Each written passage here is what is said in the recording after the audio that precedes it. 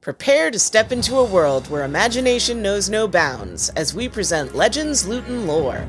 Join your hosts, Andrew and Joe, the dice-rolling dynamic duo who will guide you every step of the way into the realm of Dungeons & Dragons. From crafting narratives to character creation, this podcast is your gateway to becoming the hero of your own story.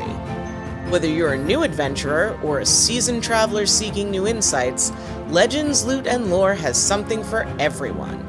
After the episode, visit our website at www.legendslootandlore.com for even more resources and exclusive content. And if you're as passionate about this adventure as we are, help support our quest at legendslootandlore.supercast.com.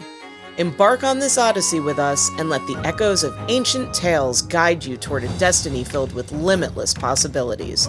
Roll for initiative, because your adventure begins now.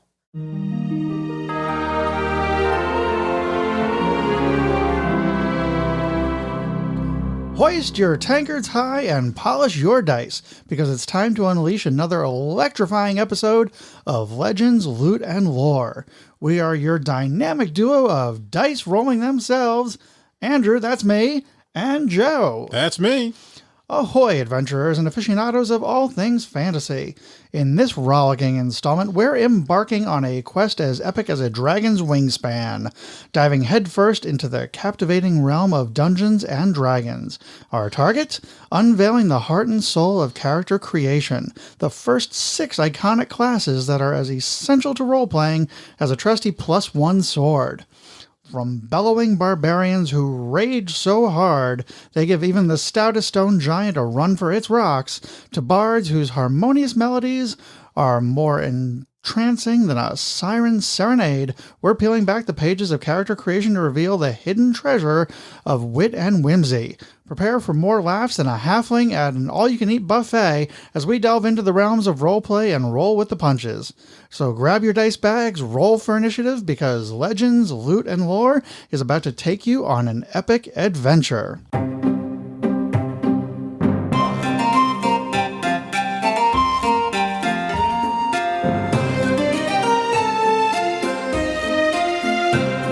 All right, so let's dive. Well, first, Joe, before we even get into that, oh yes, we always talk about our current campaign that's going on. So when last we talked, we were just trying to convince all of the council of various groups to help join us on the battle to defeat the dragons who were being called together, and now we've been sent on our first quest.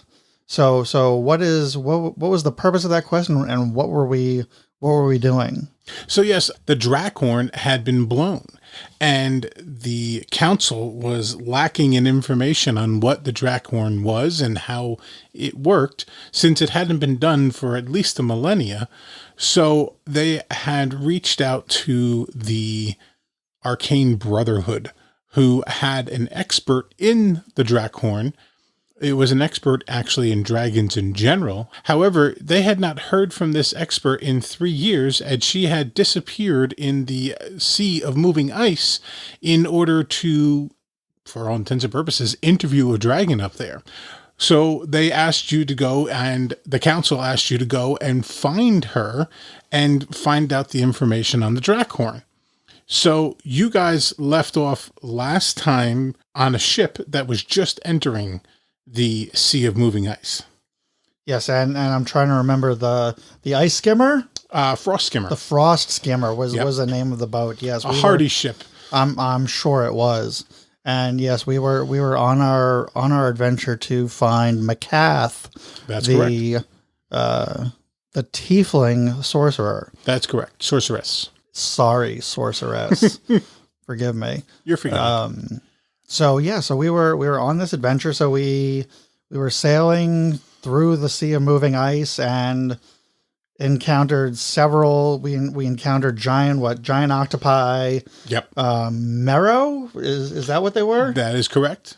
And some polar bears. Some polar bears. One of them, which was attacking an ice warrior, who you saved from the polar bear. And he gave you some basic information that made your search somewhat slightly easier.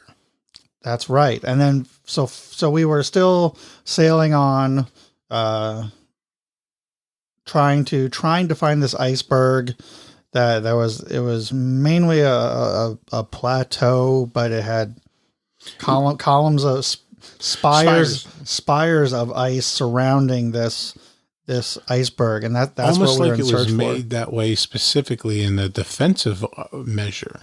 I wonder if they were thinking about that. So you guys actually found it a few days after helping out the ice warrior. And as your party advanced onto the iceberg, not only did you, what you later learned, run into the frozen figures of McCath's party from 3 years previous, you encountered a village of these ice people, and they attempted to poison you after they lost their honorable single combat against you. However, the shaman of the village was secretly terrified of the dragon who had been keeping this village in terror and under his control for years. And she was afraid that he was going to eventually wipe out the entire village. So she let you in. That's pretty dramatic. It was, actually. And it never would have happened.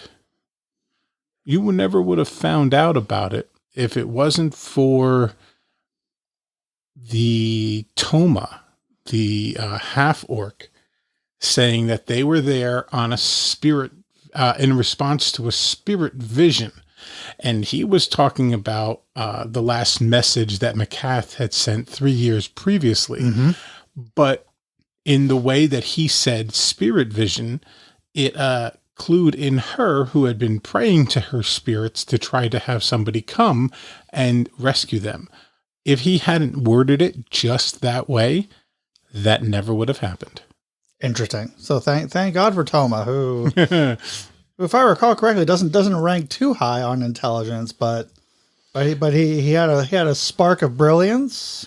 It just happened to be that he worded it that way, and I forgot to mention that to Bill when we were playing, that the fact that she decided to help them was because he worded it that way. Well, thank God for that. So we're now at the point we found out that there is a dragon on this iceberg, or who makes its home on this iceberg. Yes. Somewhere deep in the underbelly of the iceberg. So the dragon is there, and supposedly McCath, the tiefling sorceress, is somehow went down with the dragon into its lair. We don't know if McCath is alive at this point or not, but we have now just kind of begun entering the cavern of the dragon of White Death. Wasn't that what it was? The dragon was nicknamed Old White Death. Old White Death. And then we ended the session, actually last night, we ended the session right as you walked into a room full of kobolds who didn't notice you because you were stealthy enough. And your response was, there's 12 of them. I want to attack them. I'm going to use my action surge so I can try to hit 3 of them at once. And I said, we're going to call it there because I don't feel like doing this combat this late at night. I was ready to kill some things. He's going to kill a lot of things next week. Oh, I can't wait. Thoradin is primed for geared up for his first real combat out in the world. He's got bloodlust, and he's ready. He's not afraid to wield that warhammer on anything that comes in his way. So, yep, it will be very exciting when we join up next week to continue the adventure. And kobolds are kind of my height, so being a dwarf, so it's a 3-4 foot max. It's a pretty even matchup height wise. So, and for those of you who know kobolds and those of you who don't know kobolds, they only have about 9-10 hit points. So, level 8, I believe you guys are at right now. Level 8 dwarven fighter should have very little trouble whacking them at 1 hit point apiece. I hope so. That's my plan. I'm hoping to take out 3 to 4 of them in my first round. Tune in next week. That's right. All right. So that's our adventure in what is it? Not It's now Rise of Tiamat. Rise of Tiamat, which is part 2 of Tyranny of Dragons. Tyranny of Dragons, which is a 2-part adventure, 2 books. Excellent. Can't wait for next week. Should be a lot of fun. Yes.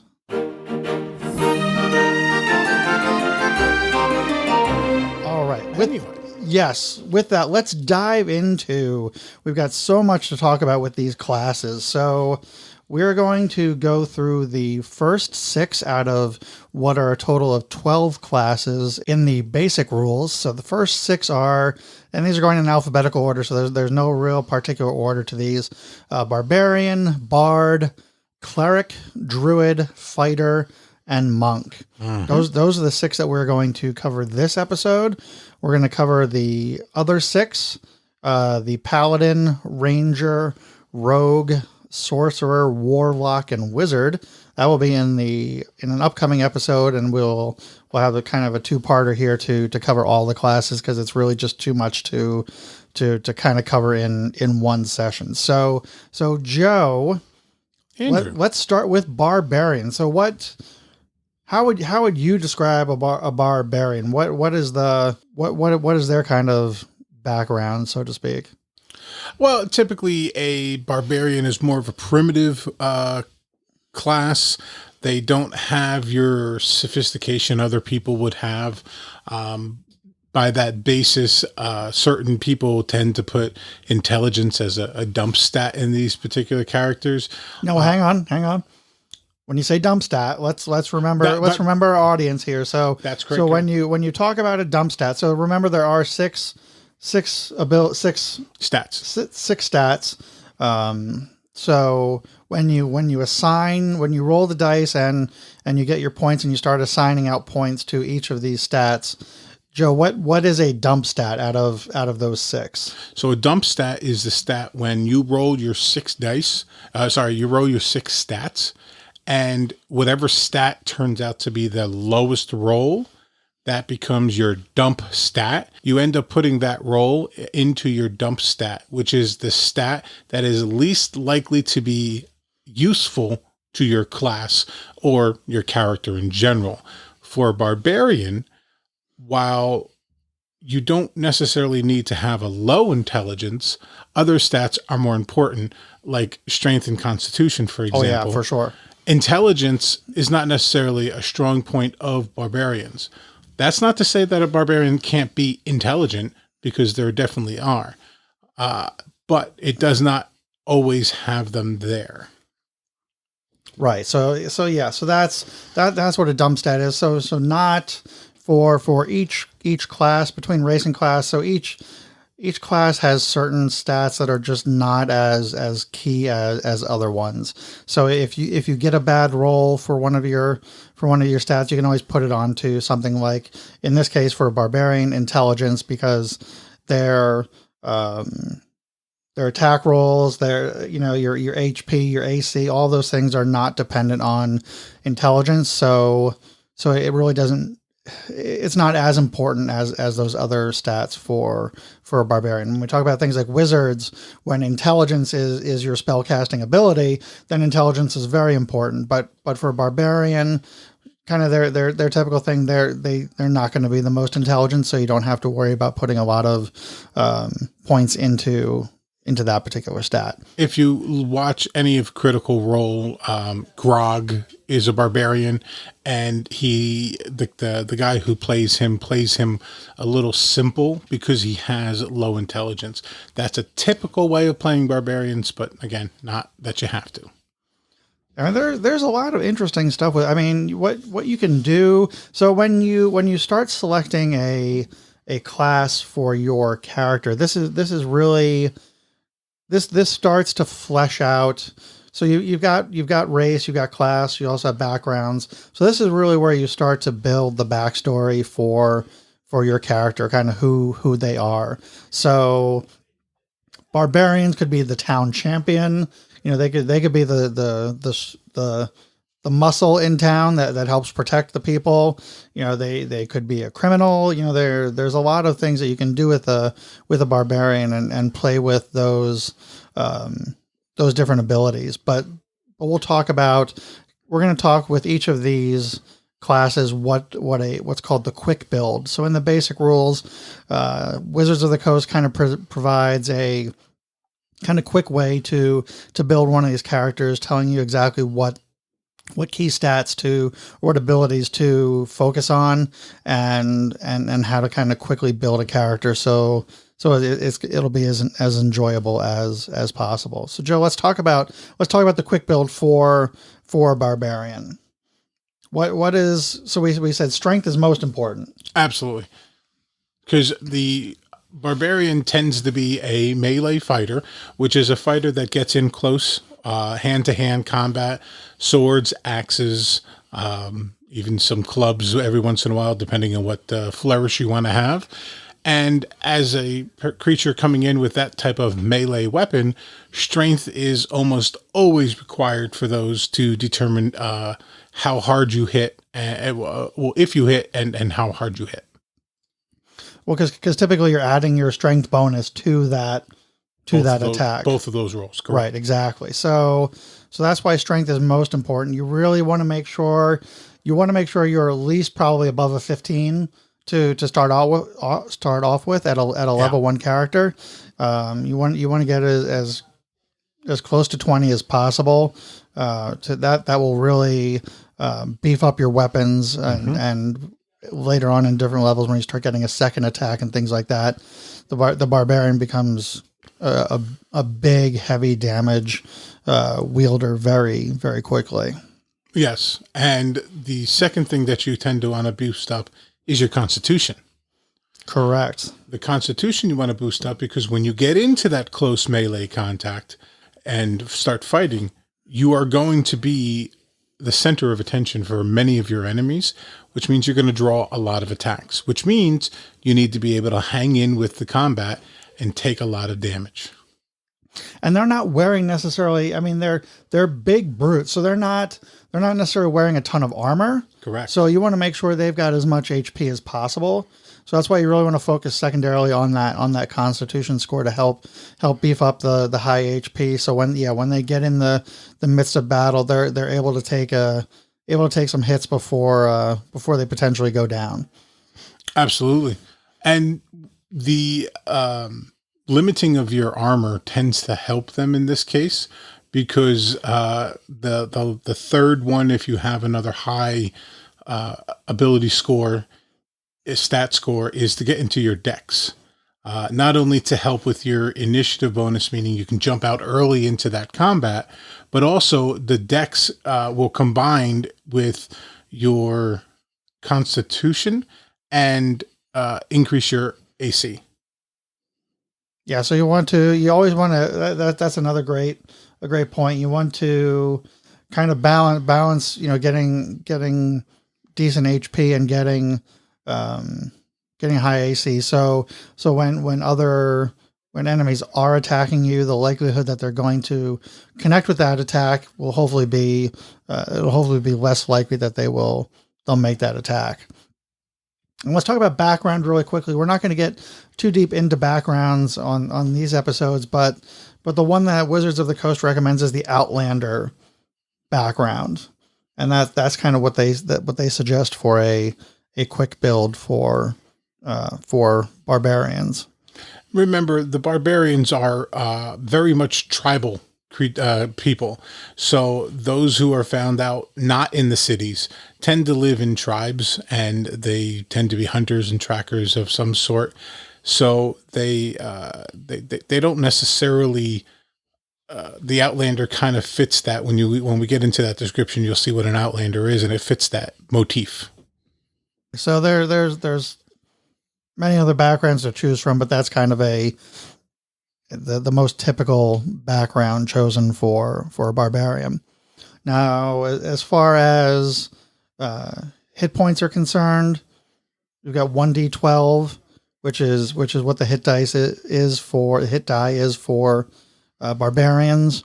So as you're getting hit points, you're going to use the d12 plus your Constitution modifier. That's correct. Yes. When we get into our character creation episode, you'll see exactly how that works when we start showing how leveling up goes through. And let's talk about some of the other class features. Proficiencies, light armor, medium armor, and shields. So again, it's not heavy duty armor that they're proficient in. It's lighter because they're not really wearing a lot of armor. They're correct. They're wielding that weapon, and their proficiencies are in simple and martial weapons. Yeah, you're thinking that they're wearing animal cloths, maybe some basic leather here. These guys don't have the capability out in their tribes to make most metal armor. And some of the equipment that they can start with. So you start with certain amount of equipment, either a great axe or any martial melee weapon, which can be a sword. It can be an epi, which is of course a type of sword. I mean, there are numerous. There's clubs. There's picks, hand axes. Yeah, hand axes. There's multiple types of axes. I mean, there's a whole list of them. And yes. and as a barbarian, you have the opportunity to come across most of them. And let's talk about one nice feature that barbarians get, and that is what is called rage. So barbarians have a rage feature. So what it says is, in battle, again, they are fierce, ferocious fighters. So on their turn, they can use a bonus action to enter this rage. And when they are raging, they get several benefits, provided they aren't wearing heavy armor. And Joe, what are those benefits that they get when they are raging? So the first one is you have advantage on any strength checks or saving throws. So if you want to do something and you want to lift something, or if you're trying to resist somebody pushing you, you get advantage on those D20 roll checks. Advantage is you get to roll the D20 twice, and you get to take the higher die roll between the two of them. Another advantage is when you use a melee weapon like your battle axe to attack, and you're using the strength modifier, you gain a bonus to your damage roll, which is based upon a rage chart, which is in the instructions. Starts out at +2 additional hit points whenever you're raging, and that builds every 5 or 6 levels. I can't remember off the top of my head. And the final advantage is resistance to bludgeoning, piercing, and slashing damage. And this is huge, Andrew, because as a character who's going to run up into melee combat, 90% of the damage you're going to take is actually from other creatures swinging melee weapons, whether clubs, war hammers, axes, swords, bludgeoning, piercing, and slashing damage. That also includes arrows. Arrows are piercing weapons. Mm-hmm. You get resistance, which means you take whatever that damage is and you cut it in half, and you keep going. This fits into the warrior motif. This fits into the lacking of heavy armor. I've always thought of this as kind of like an adrenaline rush on steroids, if you will. Now I'm looking at the notes here in the beginners in the basic rules. Now it says your rage lasts for 1 minute. It ends early if you are knocked unconscious, or if your turn ends and you haven't attacked a hostile creature since your last turn, or taken damage since then. Yep. So what does that mean? What is or taken damage? So the idea being that in order to maintain your rage, you have to be active. So that's why you have to attack something. But you can also imagine that it would be pretty easy to stay pissed off and raged if somebody were kept hitting you. So if you keep taking damage, it doesn't matter, your rage is maintained. If you don't hit something and you don't take damage, you think about it of 6 to 12 seconds, depending, where you have a chance to kind of get your breath and cool down. And all of a sudden, well, there goes that adrenaline will start to ebb. You stop being Hulk smash, and Bruce Banner starts coming back. You start turning back into Bruce Banner. Fascinating. It was interesting. There's so many things to talk about here. we don't want to get too deep into this because we've got so many classes to talk about. We will do standalone episodes about each individual class, so we'll dive deeper into a lot of the other details and kind of customizing the class for your specific character. But we will get into that deeper. But let's move on to the bard. One of my I love the bard. It's interesting. I think there's really three types of class. You really have your kind of weapon wielders. So you've got people like your barbarians and your fighters. You've got spellcasters like a bard or a wizard or sorcerer.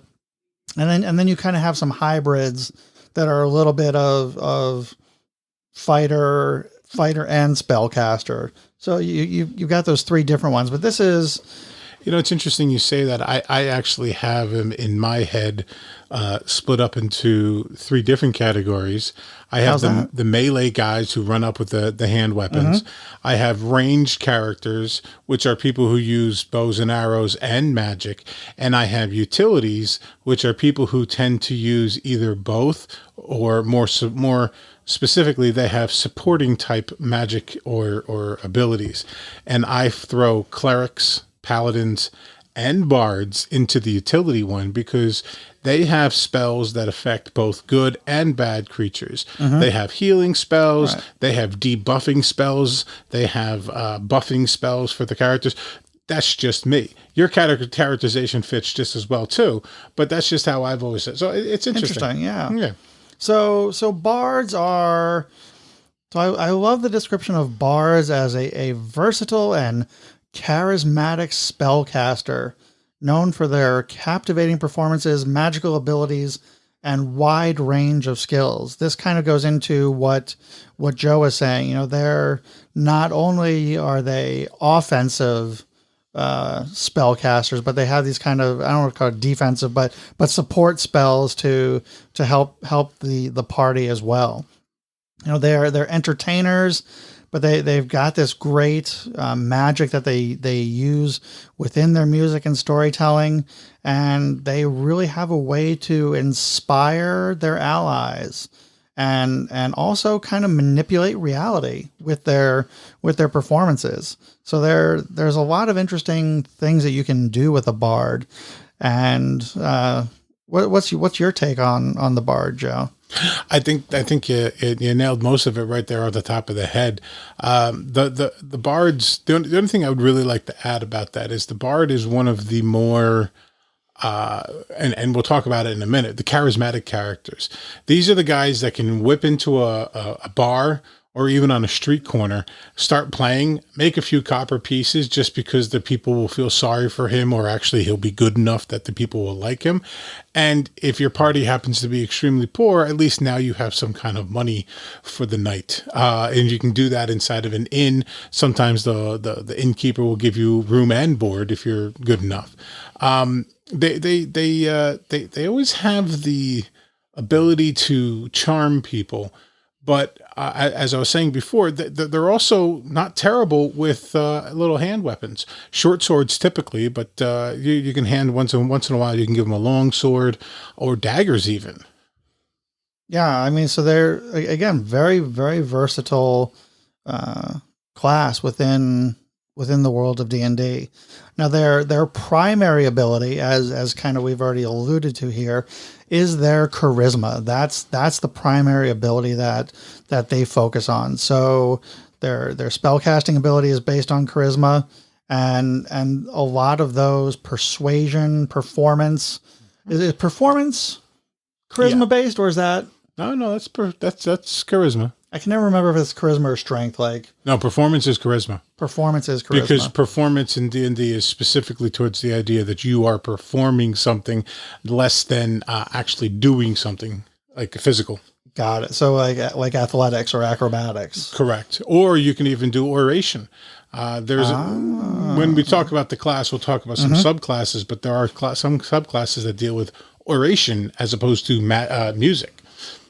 Fascinating. So let's talk about creating a bard, and let's talk about creating a bard, and let's talk about we'll talk about the quick build. So obviously, as we've said, charisma should be your highest ability score, and again, get as close to 20. That's always with that primary ability. You always want to try to get up to as close to 20 or 220 as quickly as possible. So focus on that. Focus on charisma as you level up, followed by dexterity. And why is dexterity important? Well, like I said, they tend to be using some of the lighter weapons, which will double as you can use either strength or dexterity. But also dexterity is important because they tend to be a little bit of a faster character, a faster a faster class, and it boosts their initiative. And they also don't wear very heavy armor, so it helps boost up their armor class at the end. Because you want to make sure, because it's interesting. I don't think even though AC stands for armor class, I don't necessarily associate it with wearing armor. I associate it with the ability for your character to avoid getting hit by the attack coming at you. Correct. So that's why I always think of bards, like as you said, as more light on their feet. Because they're not necessarily wearing armor. So yep. So that's why that dexterity, a higher dexterity kind of fits into the ability to avoid an attack, not necessarily because it's hit your armor and hasn't pierced your armor, but because you're able to move out of the way and kind of dodge and avoid that attack. If you check out Critical Role, you can see Scanlan, who is your typical bard, who uses all of these features that we're talking about, and he doesn't really wear armor. He's more about quick and getting out of the way. You're 100% correct on using that dexterity for things other than being an armor wearer. So it's not just because it's called armor class. You don't necessarily have to equate it to how much armor they are currently wearing at the moment. Thirdly, think about Constitution. So I think this is probably always a good middle stat for almost any class, because that's your HP. So if it's not your second, it should be your third probably. For the most part, I agree. Yeah. So because again, your primary ability should be your highest stat. Somewhere between Dexterity and Constitution are kind of the next two. Really, it really depends on how you want to build the character, and we'll get more into that on the specific class episodes. But just remember, depending on how you create the character will also dictate what emphasis you put on each ability. Right, and just remember, as a bard, you may get in close, but you tend to not wear armor or heavy armor, so your dexterity is going to be important about keeping up your AC. So how you deviate between dexterity and constitution, maybe you sacrifice your dexterity for a better constitution so you can stand in the battle a little longer, but depends on how you're building them, like you said. Yeah, it's a careful balancing act between the two for sure. Other things you want to think about when you're creating your bard, they recommend using, if you're trying to make one quickly, choosing the entertainer background, which again is very typical for a bard. When it comes to now, we were talking about a weapon wielder. Now we're talking about a spell caster. So when it comes time to think about spells, remember there are cantrips and then leveled spells. So remind me of the difference. I'm so glad you asked. So cantrips do not cantrips you can use over and over again. When your other spells, when your leveled spells, they require the use of spell slots. So you have X number of spell slots as a first level player. So you can choose, I think it's probably four spells. 4 spells at level 1, if I recall correctly. And you've got X number of spell slots, so you can only use those first level spells so many times. And after that, you can't use them anymore. But cantrips can be used over and over and over again. So it's interesting, when I was doing all this research, they talked about kind of how to pick your cantrips in the beginning. One should be like a utility spell.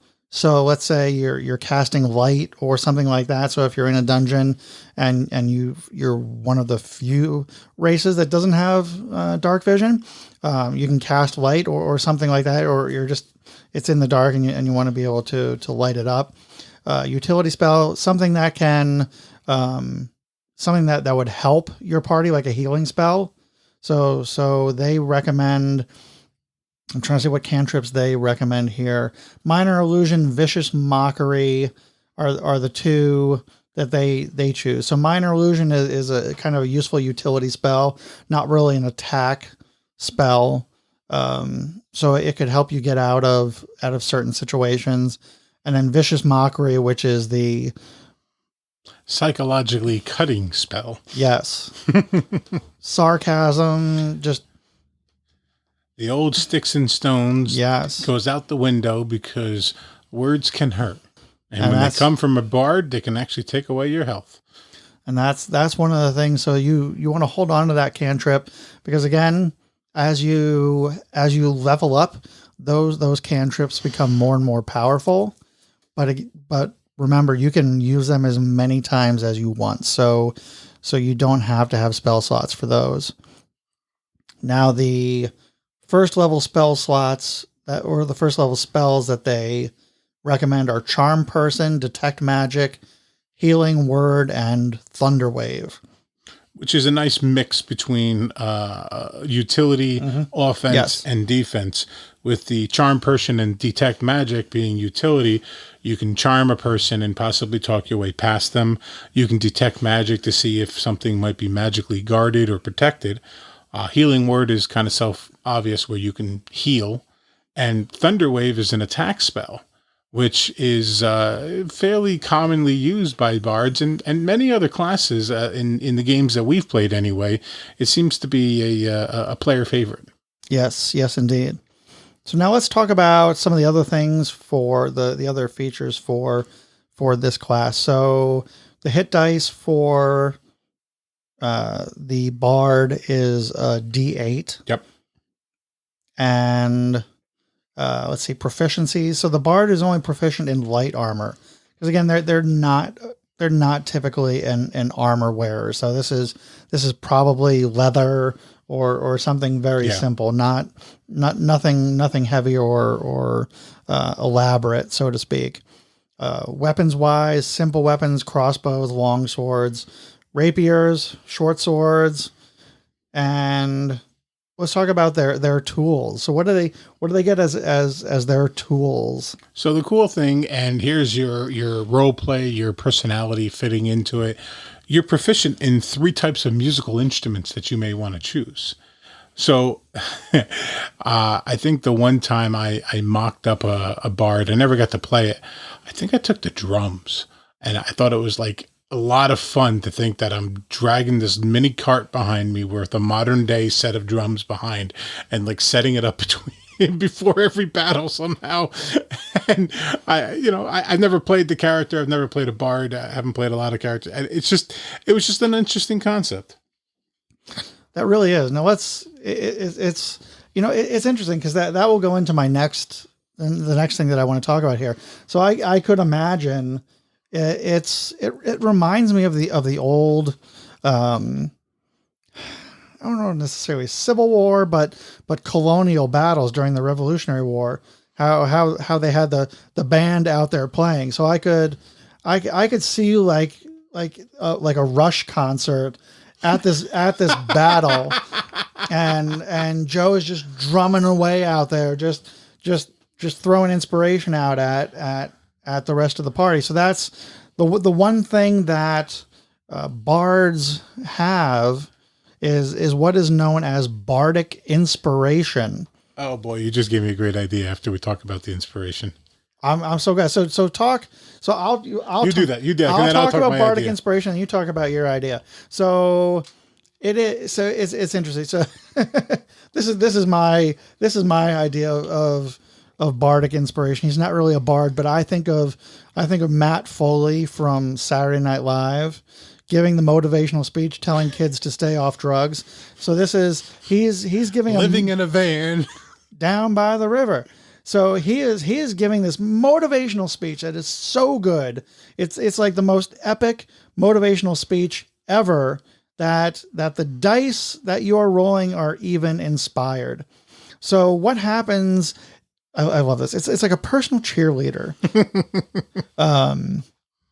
So once within the next 10 minutes, somebody can roll the die and add the number rolled to one ability check. And what is the bardic inspiration die? Starts out as a D6.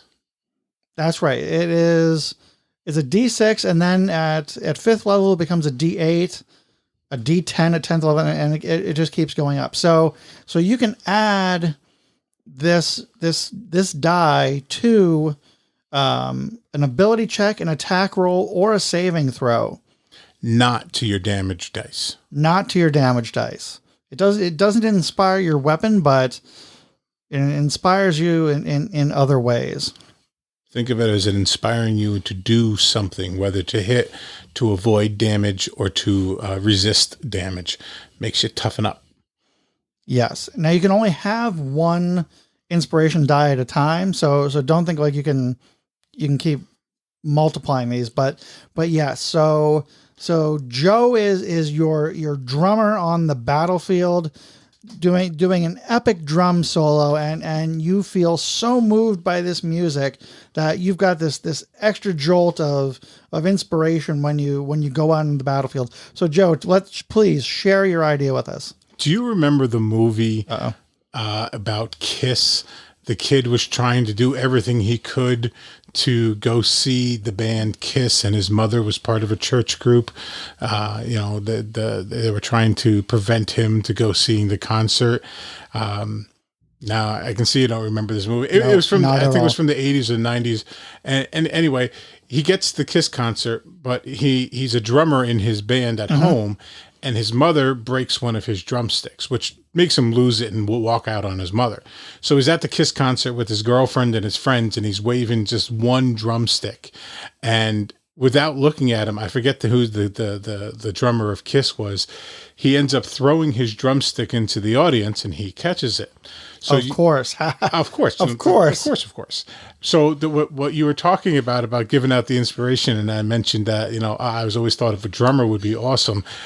It would be great if the drummer had a huge pack of drumsticks, and as he gives the inspiration, he tosses the drumstick to the player, and the player has to hold the drumstick while they're attacking or trying to resist it. That's where the inspiration comes, because he plays this epic drum solo or whatever, and then gives him an actual drumstick that he has to hold while doing it. That would be amazing. It's like here's your physical representation of your inspiration.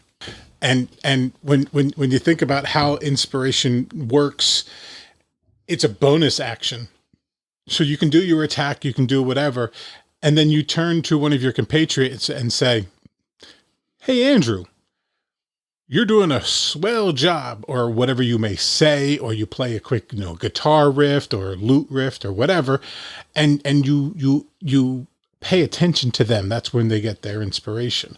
So the great thing is, as a bard, you can still take your regular action and then inspire somebody as a bonus action.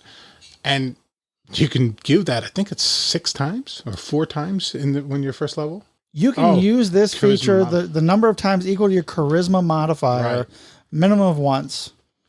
And you regain those uses after you finish a long rest. Imagine being a bard, but being a terrible bard, so you actually end up with a low charisma. You'd have to role play the hell out of that. That would be like the anti-bard. Like you're just you really, really wanted to be a musician, but you just you can't carry a tune. Like you can't. You've tried the guitar. You've tried the drums, you've tried everything, and you just can't. Yep. You can't do any of it. But there's so much to bards. Like I said, I'm really looking forward to doing individual episodes about each of these classes, so we can really dive into about them. all the details that come with it. Oh, absolutely, because there's so much fun that you can have with these. But let's talk about another interesting one. So this is So we've talked about kind of the weapon wielder. We've talked about spellcaster, kind of utility player. So another utility player, at least that I would consider, would be Agreed. a cleric. Yeah. So talk to us. What is a cleric? In simplest terms, the cleric is like the American Express card. You never leave home without it. The cleric, in the simplest of terms, is any good party should not leave without their without American a cleric. Express. Yes. American Express cleric. Correct. The cleric is your generic healer. There are several other classes that can heal. However, the cleric is more built around the idea of being a healer than any other creature, any other class, I mean. And they channel the power of either a higher being or a deity that they worship. And they use that faith, their charisma their faith is based upon their charisma to heal and regenerate those people who are ill and damaged. But in addition to that, they have these abilities to inflict damage and to hurt. And oftentimes they can be used as divine messengers against some evil anti of whatever their deity is. So really their power is granted by a deity of some sort. Based upon their faith in that deity. Correct. Got it. I keep going back to it, but Critical Role, the character of Pike. Yes. She is a cleric of the Everlight, and for a brief period of time, she appears to have lost her power due to some type of self-doubt. Fascinating. I think they're such a great character. I love in doing the research. I love the one phrase that I saw in there. It's their ability to both mend allies and dispense divine retribution. I love that concept. So it's interesting. They are representing a deity who they follow and who has granted them these powers, but they can, they're not goody two shoes. They're there to work both sides of the coin. I guess would be the way I would put it. I agree. Yeah. That's why I feel that they fall underneath the utility casting, the utility type of character Right. again, because they are doing both damage and healing. And you'll see some status effect type of things where their spells are concerned when we dive into the actual character episode, the class episode specifically. You'll see that some of them are more of a less damage oriented and more buff and anti-buff your enemies. Got it. So I love this paragraph in here because again, there's an appendix that talks about all the different deities. So this is something you want to make sure you're coordinating with the DM, depending on what deities are within your particular campaign. You may pick someone else, but I love this part. It says, once you've chosen a deity, consider your cleric's relationship to that god. Did you enter the service willingly?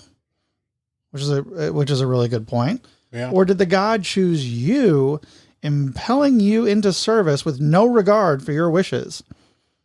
How do the temple priests of your faith regard you? As a champion or a troublemaker? A troublemaker cleric sounds really interesting. I'm trying to think of who this reminds me of. Somebody who's bucking against the trend, who's the reluctant hero. Am I thinking of like Constantine? Like, is he? I guess yes, in a sense, Constantine never wanted the job that he had. Right. And he did it because he knew it was the right thing to do, but he was like always reluctant to do it. Or it wasn't even so much that he was reluctant. He was just like, yeah, I'll do it when I want to. You're pushing me around enough. But I think you are thinking Constantine, because that's what came to my mind.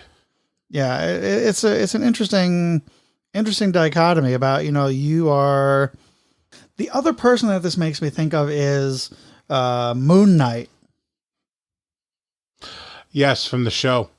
Absolutely. Because he was kind of tied to that god. I think the god more chose him than he picked the god. Yeah. And he was kind of like the servant of this god, really unwillingly. Well, to the point that he ended up with a split personality Right. that took over when the deity's powers manifested. Absolutely. Yeah. So, I mean, he doesn't necessarily have the healing powers of like the cleric does, but that god, that deity enforcement. Yeah. Yeah. That deity relationship kind of fits in there. That's the other one that I was thinking of. Great example of that enforced service. So let's talk about the quick build for a cleric. I'm also looking forward to. So we're also gonna have an interview with another one of our friends, Kat. Yes, and Kat has done multiple clerics. She has. So I'm looking forward to hearing her perspective on clerics and why she has chosen clerics and some of the interplay between her backgrounds that she's developed for those particular characters.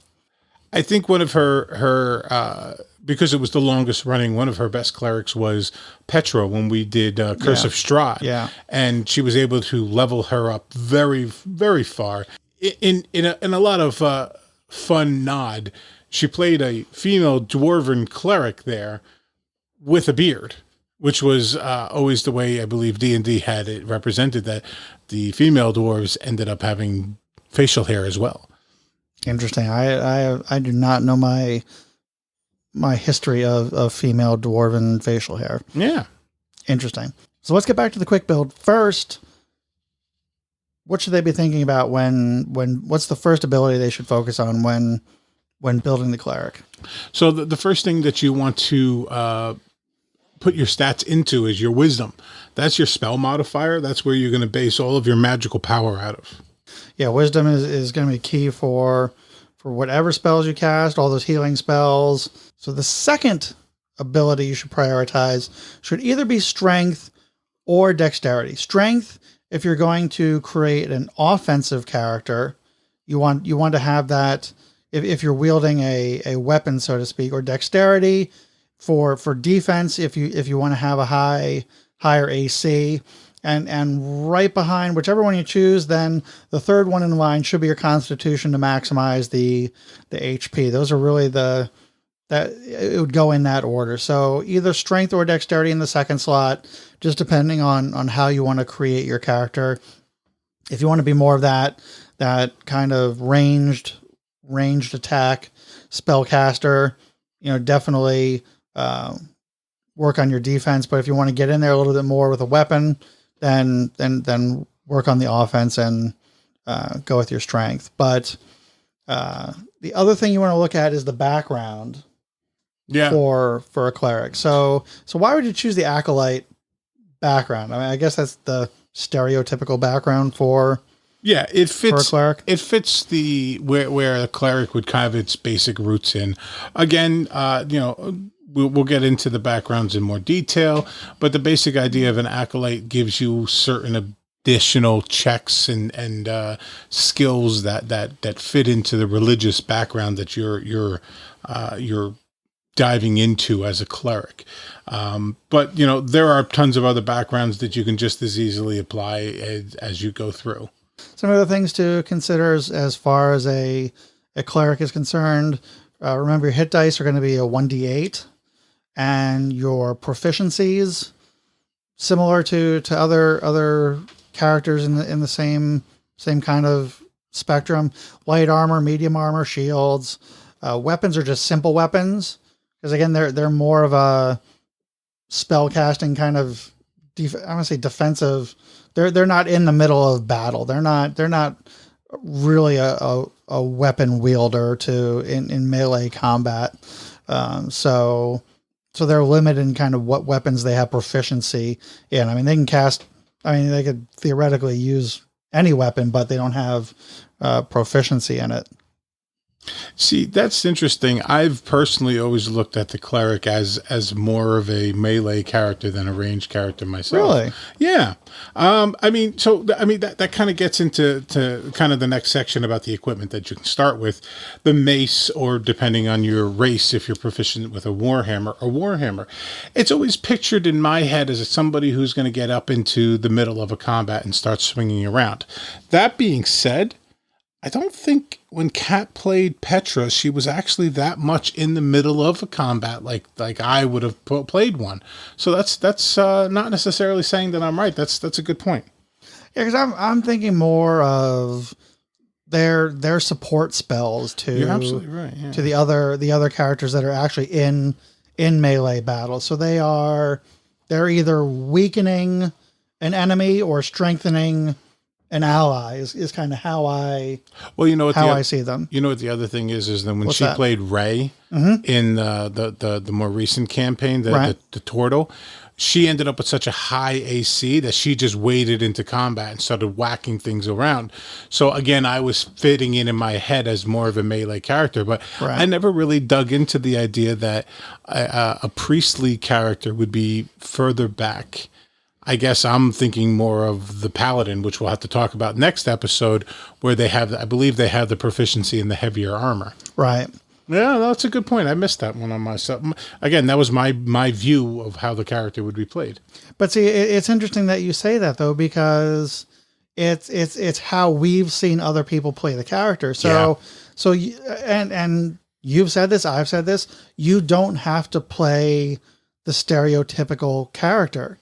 So our friend Kat had a cleric Turtle who had a very high AC. So with a very high AC, they could actually go into battle much more easily because they were less likely to be hit by weapons with that high AC. So they could more easily go into the mix of things and cause some mayhem. But I've always typically I think more of a stereotypical cleric who kind of being outside of the main battle and kind of playing that support role. And in hindsight, now that I'm thinking about it, my friend Liz played one in her first campaign. She played a cleric, and she really didn't get into the middle of melee either. She always hung back, and I always thought she just hung back because she liked casting spells. But it might have been that's how the character was designed, and I would be misusing a cleric if I were to have designed a cleric and played with in that way.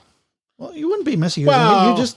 You'd just be playing it differently, off book. Yeah, that's a great way to put it, off book. All right, so my goodness, there's so much good stuff to talk about.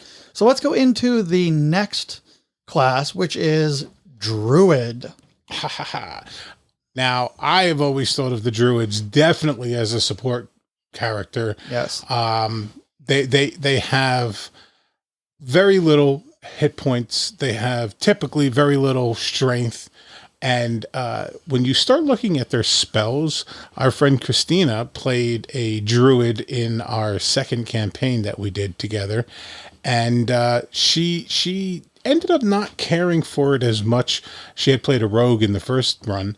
But I was fascinated. I was DMing. I was fascinated by all of the spells that she had that were modifying the terrain and the thing. So I fit them squarely in the utility type of class. I really dig the concept of a druid. Very, very nature based, drawing power from the earth, I love transform. We'll talk about that in a second. Transforming into animals. Yes. Wielding kind of the forces of nature, communing with other animals. It's just, I really kind of dig that kind of like, it's like the hippie of, I was just thinking the hippie of D&D. Because and then these guys, more than any other race, these guys remind me of the Native Americans, people who tried to create a balance with nature around them, where they would hunt animals, but they wouldn't do it to excess, and they had this balance of nature and man. And I think that the Druids have always built that concept in my head. And it's not a race that we talked about because it's not a common one, but our friend Kat played a druid one time as a furbolg, who is a race that really has that same connection with nature, and it really worked out beautifully, except she played him as a very cranky character. So let's talk about the quick build of building a druid. So the first thing you want to focus on when building a druid is you want to look at wisdom, because again, wisdom is going to be your spell casting ability. That's what's going to power the druid spells, followed by constitution or dexterity. Really depends. Again, you want either think about dexterity for the armor class. So if you want to kind of protect yourself, be a little bit more defensive, or if you're really going to go in there and start attacking, you want high HP, go for the constitution. So you can play it either way as far as that's concerned, just depending on how you envision your character. And the background that they recommend with druids is the hermit background. Joe, what are your thoughts on the quick build of a druid? I think it fits in perfectly with the lore that is set up with what you can read in the basic rules about who and how the druids exist. Especially the hermit background. When you think about a hermit, my first couple of thoughts of hermits come into recluses that live out in the woods in small little mud or wooden huts that are constantly tinkering with plants and friends with animals. Actually, what was the name of the guy in The Princess Bride that they took him? Miracle Max? Yes, I always thought of him as more of a hermit than a wizard or anything like that, just because of how they were like away from everything. And the hermits are always people who are far away from mankind and all creatures, and try to live with nature as much as possible. So the hermit fits in. And again, when we get into backgrounds and you do your own research on the backgrounds, you'll see that the skills that the hermit brings to a druid complement it. I think there's some interesting races that play well into the druid class. One is a dwarf, like a mountain dwarf. You get some +2s to some other abilities, but I think just the race itself being a hill and mountain dweller, kind of being underground, really plays into that kind of hermit, that hermit background. So they're very very in tune with nature. With stone and gems. They've got that kind of that bond with nature. So I kind of see that one fitting in pretty well. At least that's my take. Cause I was thinking of this more when I was creating Thoradin, the mountain dwarf mime, the fighter, but druid would be an interesting class to play with those as well. I think so. I think it would be interesting, but unfortunately for the opposite reason why you think so. I think a druid dwarf would be one who loves trees and growing things in nature, whereas in my head the dwarves themselves are more, like you were saying, deeper in the mountains. And I'm probably biased because I have been reading and listening to R.A. Salvador's books on Drizzt Do'Urden. Mm-hmm. And in there is a dwarf who is a druid, and all the dwarves look at him funny because they're like, you like trees? We're mountain people. So I'm biased to that opinion. I never really thought about it until I heard that story. So if you had pitched that same concept to me before I read that, I might have agreed with you completely. Surprising. That'd be the first time you agree with me completely. Not necessarily. I'm just kidding. When we talk D&D, we agree on a lot of things. Yes. Which is odd because we are allowed to disagree. We are allowed. I mean, we do disagree on quite a few things. That's what makes us such good friends. Let's talk about my favorite thing. Your favorite? Please, oh please. Well, with druids, which is wild shape. Don't get wild on me now. I'm Shape your responses better. That was bad. It was terrible. That was awful. It was low hanging. I am not editing that out of the podcast. That one stays.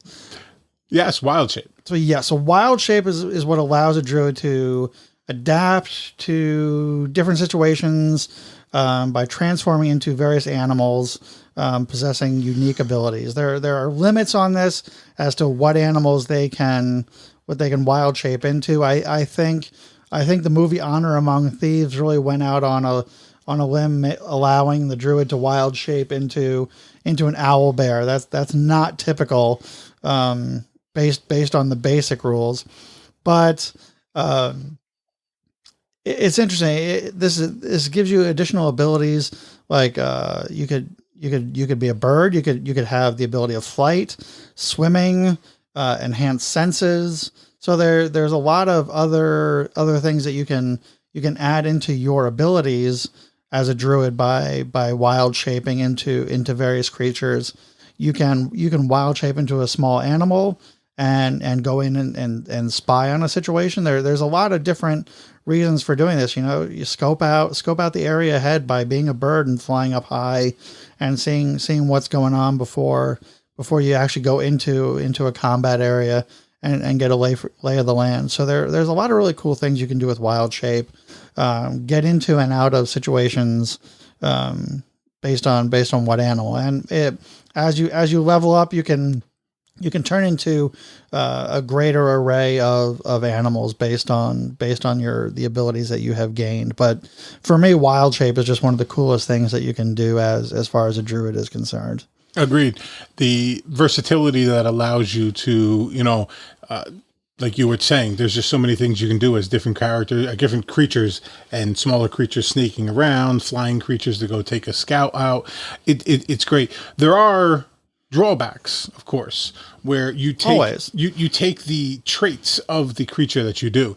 So if you were to take the traits of a mountain lion, let's say, you would only be able to do the amount of damage that a mountain lion would be able to do. You would not be able to cast any spells as that creature. Now, if you were previously concentrating on a spell, you can maintain that concentration. Right. But you cannot cast any new spells.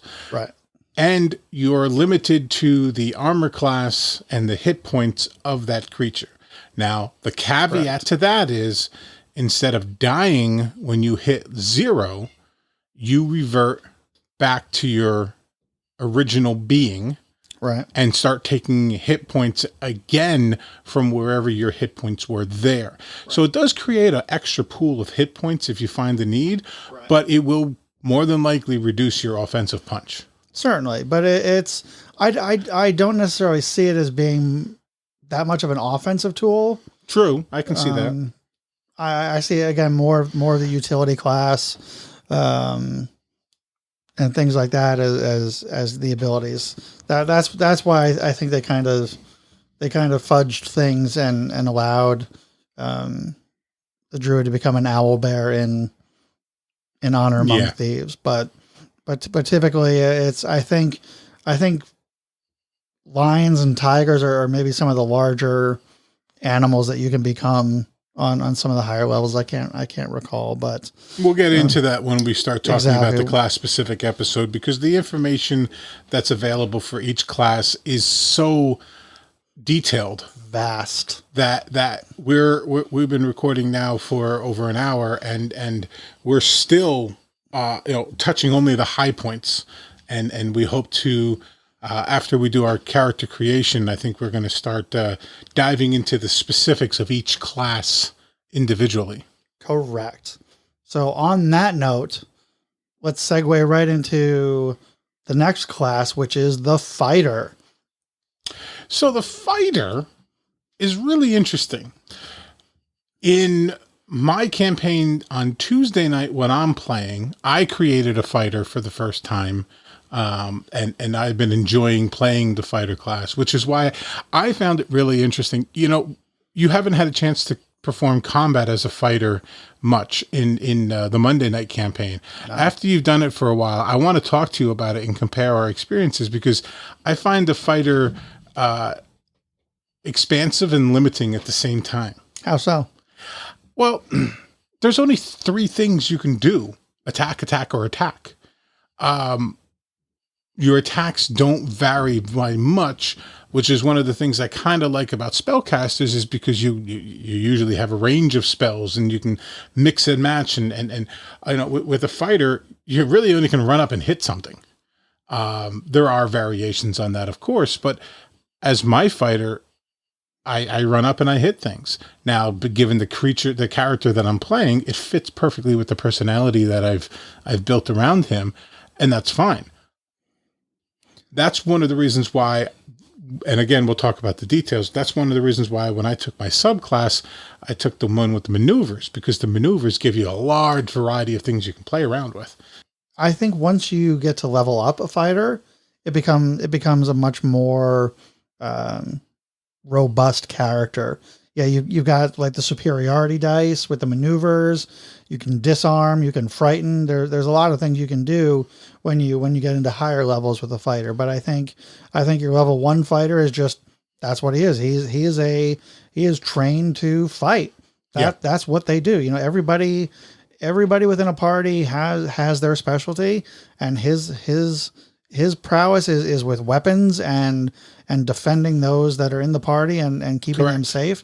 So I think, you know, if that's what you're into, that's the perfect class for you. If it's, if you want a broad range of spells and being able to do a lot of different things, then you know, a fighter is clearly not for you. But when it comes to the melee range, they are well-rounded as melee characters.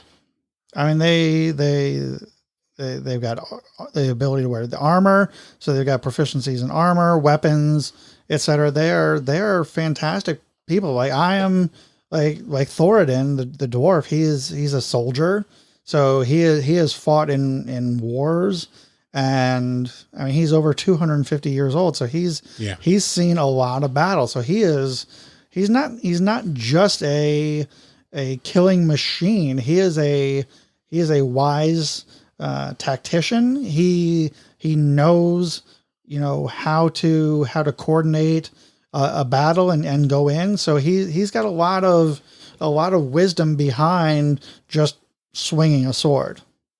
Agreed. So let's talk about quickly building. Do the quick build for a fighter. So why don't you dive into what abilities and what skills you want to have for your fighter? So the first one is typically everybody would think is strength. Now the other option that you might want to consider is dexterity, and the reason why is a fighter is also proficient in archery. Now this is really interesting. I did a one shot where my friend Chris was DMing. I made a centaur, and I made him an archer fighter, and he rained death from above. It was massively death damage dealing. I don't have the words for it. So don't be afraid to also consider ranged weapons, or perhaps even finesse weapons, knives, short swords, anything that you might want to use as a finesse weapon, and max out your dexterity instead. However, strength is the typical one for using swords and spears and clubs and such. The next one should definitely be your constitution. Mm-hmm. Your dexterity, you're not going to worry about as much, because when you see a little bit later, they're going to end up with proficiency in heavy armor, which means they're going to get a lot more AC from their armor class from their armor. So you're not really concerned so much with your dexterity. You want to make sure that your hit points are maxed out, because your stats aren't really going to be able to help your AC if you opt for the heavy armor.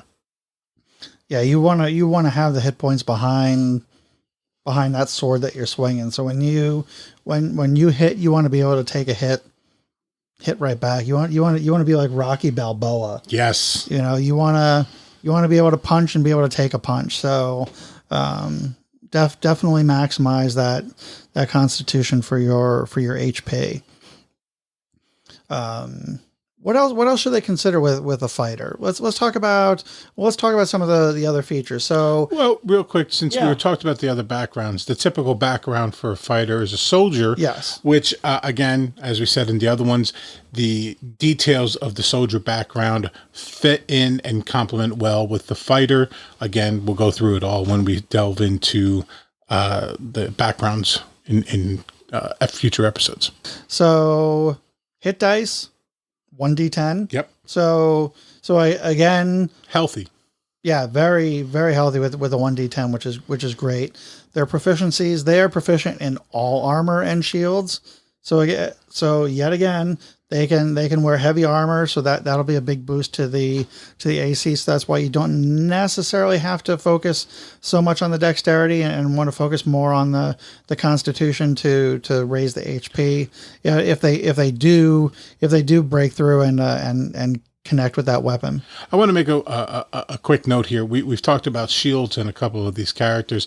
A shield is a basic +2 to your AC. If you wanted to add it to your character, and with a fighter, you can use two-handed weapons, but if you are looking really for that boost in your AC, you can take something as simple as a long sword and get that shield and take whatever AC you have and boost it up by 2. I think clerics sometimes have it, and when we talk about paladins, we'll talk about shields, but in my head, fighters are like the number one class to walk around with a shield in hand. Yeah, I think I can't remember which ability it is, because I'm not carrying a shield or using or have a weapon in the other hand, I get a +2 to my damage. It's I get the two-weapon fighting bonus. Yeah, the 2-weapon. Is it 2-weapon fighting? I believe it's called two-weapon fighting. But I'm not weaponing with 2 weapons. Now we got to look this up. See, now we got to... Oh, what did you get a bonus to? It's I get to add my strength bonus to the damage. From the second attack? Not from the second attack, from any attack. Because I'm not wielding, because I have nothing in the other hand. When you are wielding a melee weapon in one hand and no other weapons, you gain a +2 bonus to damage rolls. That's the one? Yeah. Okay. And what is that? Dueling. That's the is it a feat? No, it's a fighting style. It's a fighting style. This is one of the things you get as a fighter. You get to pick a fighting style, and as you level up, you get to pick more or swap them out. But in Andrew's case, he picked dueling, which when he's only using one melee weapon, he gets an extra bonus to his attack damage, as long as he's not holding anything in his other hand. Correct. Think of it as the ability to move more freely without thinking about holding a shield in the proper position to defend yourself. You're able to more advantageously place yourself in striking positions. Correct. So so there's all sorts of things. When we get into the standalone episodes, we'll dive really deep into all these features, so you can see how they kind of all come together to form these classes. So that brings us for this episode to the last, but definitely not least class alphabetically of the monk. Well, you just like the monk. This is not Tony Shalhoub. What's that? You're just talking that way about the monk because in what I consider your greatest character ever made so far was a monk. I'm a huge fan of the monk. I love the martial artist. There's a lot to these characters. So let's talk about what a monk is. So a monk is a highly trained martial artist who not only has trained in combat, but they're also, I kind of see them as the Zen Buddhist monk. So they're not only just a fighter, but they have harnessed the power of mind and body they channel that through their strikes and are able to perform extraordinary feats of acrobatics when they are fighting by channeling all this energy through themselves. They have trained significantly. They've got call them mystical abilities. We'll talk about we're not going to talk about it today, but they have what are called key points, which is this energy that flows through them. I've heard this in in some of the reading that I did, I've heard this compared to the Force. So they've talked about some of the Star Wars people as monks because they have this key energy flowing through them. That's an interesting analogy that I can definitely get behind. Yeah, it's between this and I think maybe Paladin, I think was the other one, if I recall correctly. But there was a couple classes that they talk about with Star Wars characters. The Jedi and Sith. Yeah. But anyway, I don't want to get too much into. Well, as a person who's DM'd you as this monk and the other monk, Yes. where you didn't have a name for the shapeshifter, right? You didn't have a name. Menyevich. Oh, Menyevich, I can never remember that name. Which I believe is Czech. I believe so. For shapeshifter. Shapeshifter, yeah, I think that's right. That's right. You told us that. Yeah, I remember. I think you fell so in love with the subclass that you were as Draftganger that you to a certain extent, I think you ruined the rest of the monks for yourself because you were just so enamored with that one. But I remember trying to find a way to defeat you and just knock you down a few pegs. Mm-hmm. And every time the abilities of the monk would just rally and you would do damage.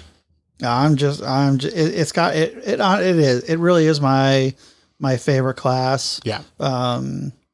I will say this much. So my inspiration for my monk was the character Daredevil, as well as my cat who is named Dee Dee after Daredevil. But it's interesting. I've heard it's almost more of with the key points with this kind of mystical energy flowing through them. I almost think it's kind of a combination of Daredevil with the martial arts abilities and Iron Fist. Yep. With that the key points, the key energy flowing through them. That so I almost focused punch that he would have where, the visual effects was like all the power flowing into his fist. I don't know why I keep thinking of Ki and I think of Kung Fu Panda. And he would, in the combat, he would like tap the body in like certain points and all of a sudden it would be like, but it didn't take anything out of him. It wasn't his key points. Right. He was finding the key in the other person and disrupting the flow, if you will. So that's what rings my bell, but it's not really. Interesting. But yeah, I mean, it's just I really feel like there's just so much that you can do with this class. It's just a lot of fun. And let's talk about the quick build for building a monk. Yeah. So definitely the first thing you want to do is focus on dexterity. Because again, what's that? Completely. And why is that? I'm not going to take this away from you. Oh, come on. I can't have all the fun. So the dexterity is most important because, in my opinion, for the monk, it's most important because it adds into your unarmored defense. When monks don't have any proficiency in any armor whatsoever, which means they incur penalties if they wear any armor whatsoever. So dexterity is vitally important. Not only will it help you to go first, but it will also help protect you. Unarmored defense, very simply for the monk, is your armor class is a 10, plus the modifier for your dexterity, plus the modifier for your wisdom, which is why the quick build recommends wisdom as your second stat point.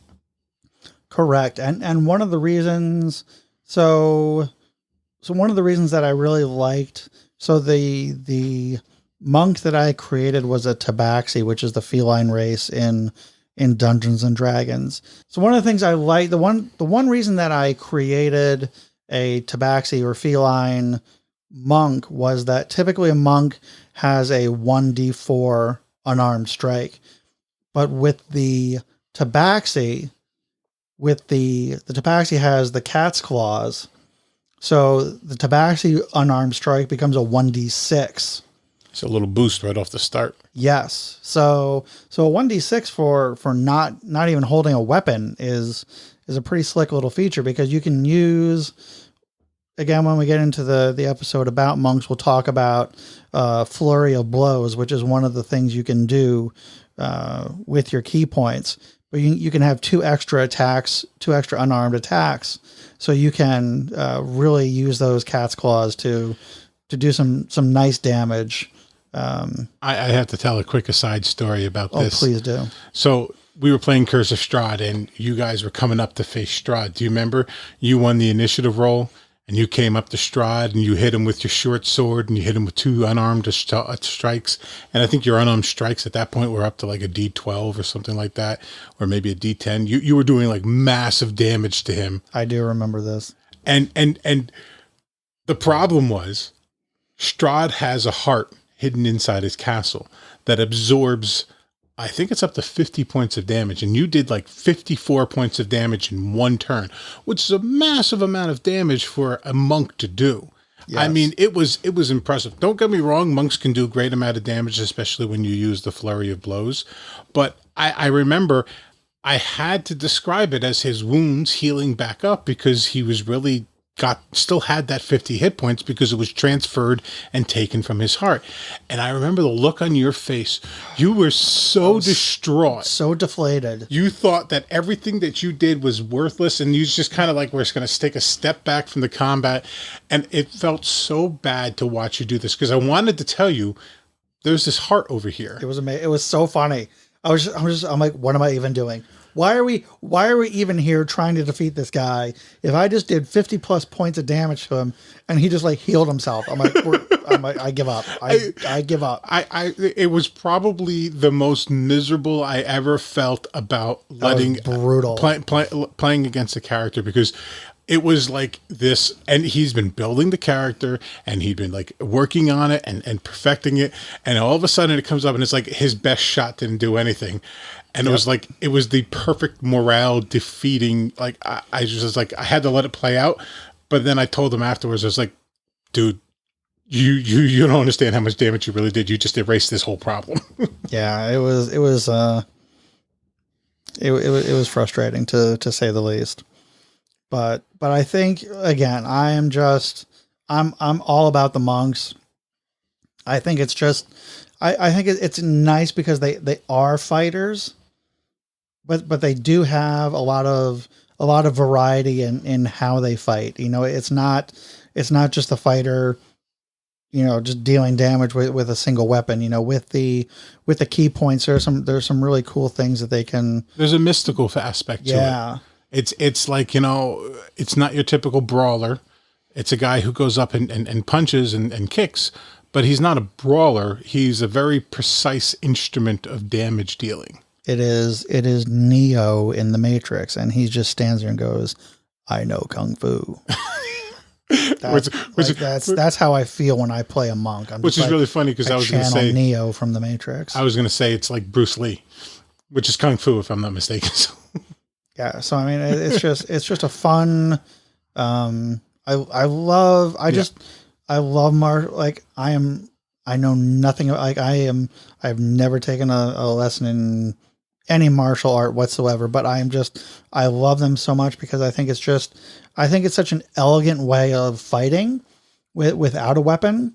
And I think it's just, very, I don't want to say artistic, but there's just some flow to it that I think is just really beautiful. And I love how that kind of plays out on the field with a monk. And it was fun playing a blind monk.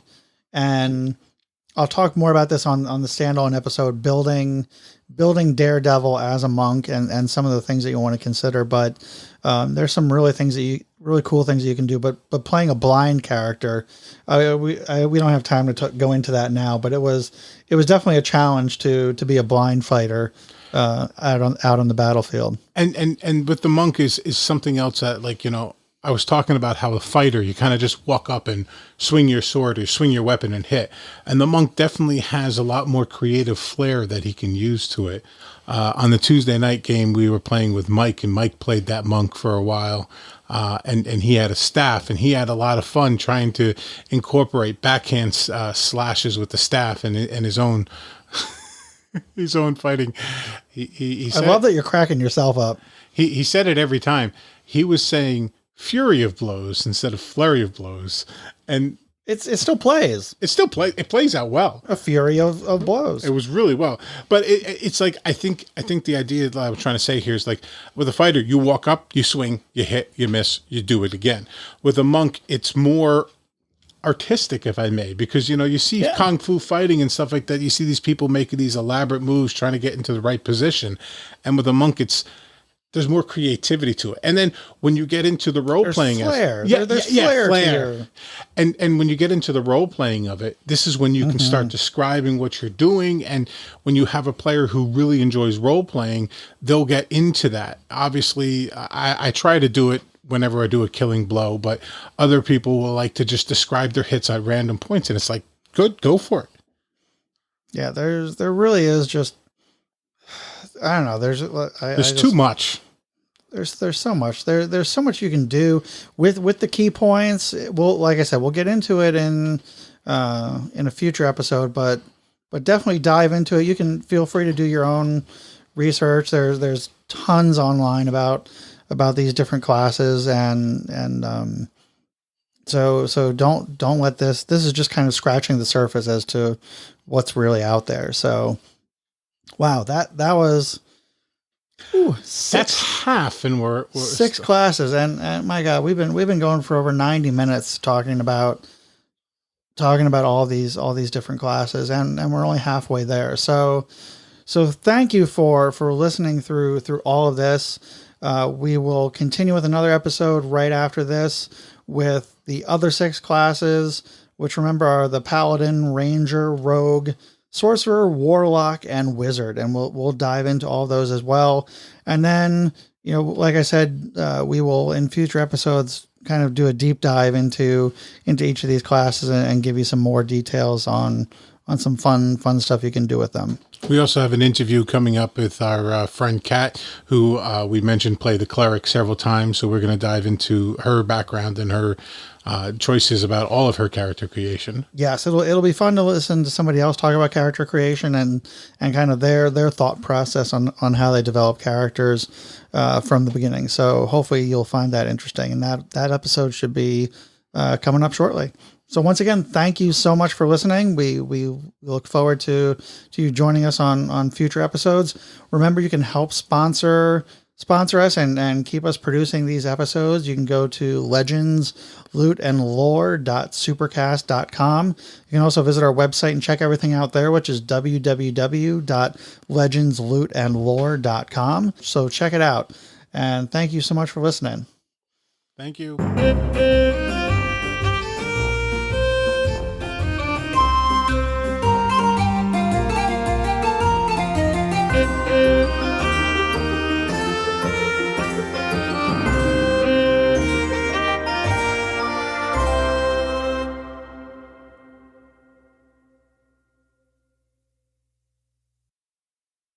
Thank you for joining us on this episode of Legends, Loot, and Lore. We hope you've enjoyed immersing yourself in the realms of legends, uncovering hidden loot, and delving into captivating lore. But the journey doesn't end here. For exclusive content, behind-the-scenes insights, and access to our community, visit legendslootandlore.supercast.com. There you'll be able to support the podcast, where you can join our Discord server for lively discussions and subscriber-only content, and connect with fellow enthusiasts. Stay connected with us on Instagram and Facebook at Legends, Loot, and Lore to continue on the quest. By following our social media channels, you'll be the first to know about upcoming episodes, bonus content, and exciting announcements. If you've enjoyed your time with us, we kindly ask you to rate and subscribe to this podcast. Your support means the world to us and helps us continue producing captivating episodes and embarking on new quests. Thank you for being a part of our journey. We're thrilled to have you by our side as we unravel the legends, uncover the loot, and delve deeper into the lore. Until next time.